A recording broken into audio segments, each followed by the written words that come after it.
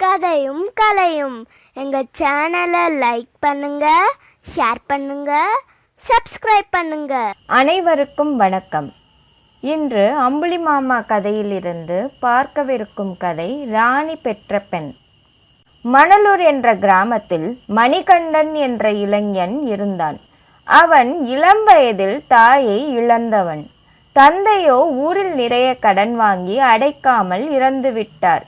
அதனால் மணிகண்டன் தன் தந்தை விட்டு போன ஒரே வீட்டை விற்று கடனை எல்லாம் அடைத்தான். அதன் பிறகு அவ்வூரில் வாழ பிடிக்காமல் அவன் அந்த ஊரை விட்டு கிளம்பி தலைநகரை நோக்கி சென்றான். வழியில் ஒரு காட்டினுள் போக வேண்டியதாயிற்று.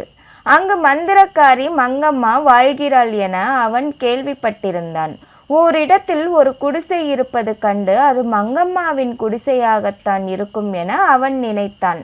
அக்குடிசை வாசலுக்கு போய் நின்று, மங்கம்மா பாட்டி, குடிக்க கொஞ்சம் தண்ணீர் கொடுக்கிறாயா என்று கேட்டான்.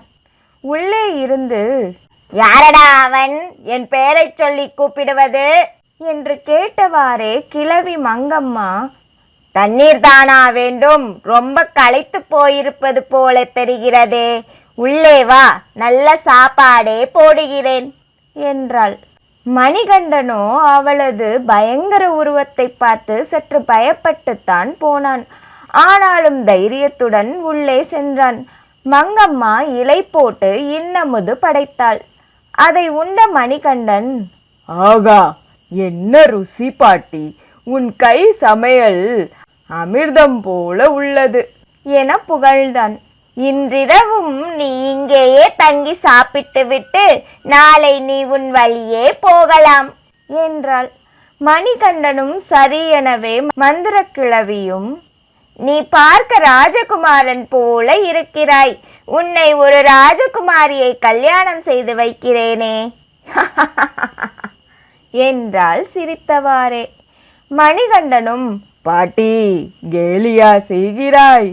பணமே இல்லாத என்னை என் அழகுக்காக மட்டும் எந்த ராஜகுமாரி மணந்து கொள்ள சம்மதிப்பாள் என்றான். அப்போது மந்திர கிழவி, இந்த மங்கம்மாவால் முடியாது என்று எதுவும் கிடையாது என்றாள். மங்கம்மாவுக்கு அந்நாட்டு அரசகுமாரியிடம் மிகவும் பிரியம் உண்டு. ஏனென்றால் ராணி கர்ப்பமுற்று இருந்தபோது மன்னனுடன் அக்காட்டிற்கு வேட்டையாட வந்தான். அவர்கள் மாலை நேரம் நெருங்கவே மங்கம்மாவின் குடிசை இருக்கும் வழியாக தலைநகருக்கு திரும்பிக் கொண்டிருந்தார்கள். அப்போது ஒரு சிறுத்தை புலி எங்கிருந்தோ பாய்ந்து வந்தது. மன்னன் அதை எதிர்த்து சற்று நேரத்தில் கொன்றும் விட்டான். ஆனால் சிறுத்தையை கண்ட ராணியோ பயந்து விட்டாள். அதனால் பிரசவ வலி எடுக்கவே மங்கம்மா ஓடிப்போய் அவளை தன் குடிசைக்குள் அழைத்து சென்றாள். ராணி அவலட்சணமான ஒரு பெண் குழந்தையை பெற்றுவிட்டு இறந்து போனாள். மன்னனுக்கு தன் விகாரமான மகளை யாருக்கும் காட்ட இஷ்டமில்லை. அதனால் அந்த புறத்தில் ஒரு ரகசிய அறையில் அவளை வளர்த்து வந்தான். அந்த அரசகுமாரி வெளியுலக வாசனையே இல்லாமல் வளர்ந்து விவாக வயதை அடைந்து விட்டாள். மன்னன் அவளுக்கு எப்படி திருமணம் செய்து வைப்பது என்று கவலைப்படலானான். தன் குடிசையில் பிறந்தவளாயிற்றே என்ற காரணத்தால் மங்கம்மா அவ்வப்போது அரண்மனைக்கு போய் அவளை பார்த்து வந்தாள். மணிகண்டனை குடிசையில் விட்டுவிட்டு மறுநாள் காலையில் மங்கம்மா அரசனை காண அரண்மனைக்கு சென்றாள். போகும்போது ஒரு கிளியை பிடித்து ஒரு கூண்டில் அடைத்து அதனை தன்னோடு அவள் எடுத்து சென்றாள். மன்னன் அவளை கண்டதும், என்ன மங்கம்மா, ஏன் கிளியை கொண்டு வந்திருக்கிறாய் என்று கேட்டான். அவளும், சென்ற முறை நான் வந்தபோது அரசகுமாரி ஒரு கிளியை பார்க்க ஆசையாக இருக்கிறது என்றாள். அதனால் எடுத்து வந்தேன் என கூறி அரசகுமாரியை காணச் சென்றாள். கிளியை பார்த்த அரசகுமாரி, இது எவ்வளவு அழகாக இருக்கிறது, இதற்கு ஒரு தங்க கூண்டு செய்ய சொல்கிறேன் என்றாள்.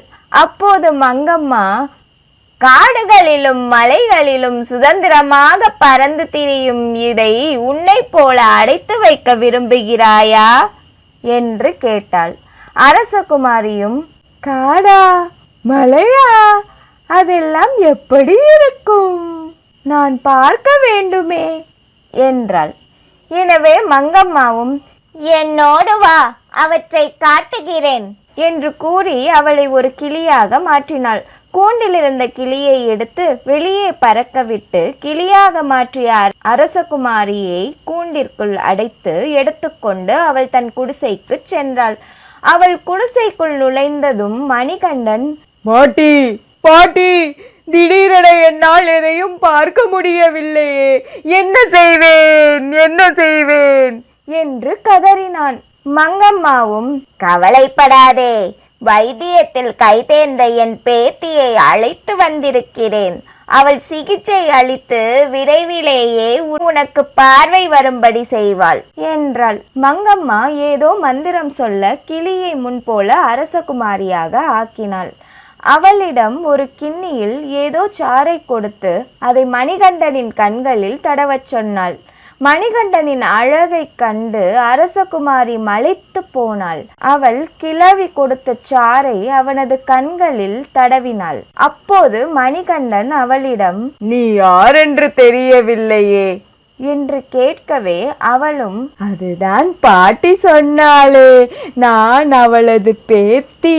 இதை தடவும் போது கண்ணில் எரிச்சல் ஏற்படுகிறதா என்று கேட்டாள். அவனோ, இல்லை, உன் கைப்பட்டாலே சில் என்று இருக்கிறது என்றான். கிழவி அரசகுமாரிக்கு கிளியாக மாறி மீண்டும் அரசகுமாரியாக மாறுவதற்கான மந்திரங்களை சொல்லிக் கொடுத்தாள். அரசகுமாரி மாலையாகும் போது கிளியாக மாறி பறந்து அரண்மனைக்கு போய் தன் அறையில் முன்போல அரசகுமாரியாக ஆனாள். மறுநாள் மதியம் அரண்மனையிலிருந்து காட்டிற்கு வந்தாள். மணிகண்டனின் கண்களில் பச்சிலை சாற்றை தடவினாள். இப்படியே 10 நாட்கள் நடந்தன. மணிகண்டன் மனதில் இனிமேல் கிழவியின் பேத்தியை விட்டு பிரிந்திருக்க முடியாது என்ற எண்ணம் வலுத்துவிட்டது. ஒரு நாள் இரவு மணிகண்டன் மங்கம்மாவிடம், பாட்டி, எனக்கு பார்வை கிடைத்து விட்டால் உன் பேத்தியை மணந்து கொள்ள ஆசைப்படுகிறேன். அவள் என்னை மணக்க சம்மதிப்பாளா என்று கேட்டான். மங்கம்மாவோ, என்னடா இது, உனக்கு இந்த நாட்டு அரசகுமாரியை அல்லவா திருமணம் செய்து வைப்பதாக கூறினேன், என் பேத்தி என்று சொல்லவில்லையே என்றாள். மணிகண்டனும், எனக்கு ஒன்றும் அரசகுமாரி வேண்டாம். நான் மனம் செய்து கொள்வதானால் உன் பேத்தியை தான் மணந்து கொள்வேன் என்றான். மறுநாள் அரசகுமாரி வந்தபோது மங்கம்மா அவளிடம் மணிகண்டனின் ஆசையை கூறவே அரசகுமாரியும், இவ்வளவு அழகானவருக்கு நான் பொருத்தமானவளா என்று கேட்டாள். அப்போது மங்கம்மா, இவனுக்கு பார்வையே திரும்பி வராது என்று தட்டி கழிக்க பார்க்கிறாயா என்று கேட்டாள். அதற்கு அரசகுமாரி, அது இல்லை, அவருக்கு பார்வை இல்லாவிட்டால் என்ன, எனக்கு இருக்கிறது என்றாள். அதை கேட்ட மங்கம்மா, நீங்கள் இருவரும் ஒருவரை ஒருவர் விரும்புகிறீர்கள். உன் தந்தை கூட உன் நாட்டிற்காக ஆசைப்படாமல் உன்னை மட்டும் விரும்புபவனுக்கே உன்னை கல்யாணம் செய்து கொடுக்க போவதாகவும் என்னிடம் கூறினார். கவலைப்படாதே, இனி மணிகண்டனுக்கு பார்வை கிட்டிவிடும் என்றாள். அதை கேட்டு மகிழ்ந்து அரசகுமாரி தன் அரண்மனைக்கு திரும்பிச் சென்றாள். மறுநாள் மதியம் அரசகுமாரி திரும்பி வந்ததும் மங்கம்மா மணிகண்டனிடம், இதோ என் பேத்தி வந்திருக்கிறாள். நான் உங்கள் திருமணத்திற்கான முகூர்த்தம் கூட குறித்து வைத்து விட்டேன். ஒரு முறை நீ உன் கல்யாணம் செய்து கொள்ள போகும் பெண்ணை பார்த்துக்கொள் என்று கூறி ஏதோ மந்திரம் சொல்லி அவனுக்கு பார்வை கிடைக்கச் செய்தான். மணிகண்டன் கண்ணை திறந்ததும், ஆஹா, எனக்கு பார்வை கிடைத்து விட்டது என கூறி மங்கம்மாவின் பக்கம் நிற்கும் பெண்ணை பார்த்துவிட்டு தலையை திருப்பிக் கொண்டான். அப்போது மங்கம்மா, ஏன் என் பேத்தியை பிடிக்கவில்லையா என்று கேட்டாள். மணிகண்டனும், பிடிக்கிறது, ஆனால் என்று இழுத்தான். அப்போது மங்கம்மா ஒரு சிறிய முகம் பார்க்கும் கண்ணாடியை அவனிடம் கொடுத்து, உன் முகத்தை பார் என்றாள். மணிகண்டன் அக்கண்ணாடியில் தன் முகத்தை பார்த்ததும் ஓவென அலறிவிட்டான். ஏனெனில் அவனது முகம் விகாரமாக மாறியிருந்தது. அப்போது மங்கம்மா, மணிகண்டா, இப்போது சொல், நீ என் பேத்திக்கு ஏற்றவன் தானே என்று சிரித்தவாறே கேட்டாள். அப்போது மணிகண்டன் தலை குனிந்தவாறே, பாட்டி, என் அறியாமையை போக்கிவிட்டாய். நான் இத்திருமணத்திற்கு என் மனப்பூர்வமாக சம்மதிக்கிறேன் என்று கூறினான். உடனே மங்கம்மா ஒரு மலர் மாலையை அவனிடம் கொடுத்து அரசகுமாரியின் கழுத்தில் போடச் சொன்னான். அவ்வளவுதான். மறுவினாடி விகாரமாக இருந்த அரசகுமாரி அழகிய தங்கப்பதுமை போல உருப்பெற்று புன்னகை புரிந்தாள். மணிகண்டனும் அழகிய வாலிபனாக மாறிவிட்டான். மங்கம்மா எல்லாவற்றையும் விவரமாக மன்னனிடம் கூறினான். மன்னனும் நாடு கிடைக்கும் என்று ஆசைப்படாமல் விகாரமாக இருந்த தன் மகளை மணக்க முன்வந்த மணிகண்டனை பார்த்து பாராட்டினான். சில ஆண்டுகளுக்கு பிறகு அந்த மன்னன் இறந்து போகவே மணிகண்டன் அந்த நாட்டின் மன்னனாகி நீண்ட காலம் நல்லாட்சி புரிந்து வந்தான். அடுத்த பதிவில் அடுத்த கதையுடன் உங்களை சந்திக்கிறேன். அதுவரை நன்றி, வணக்கம்.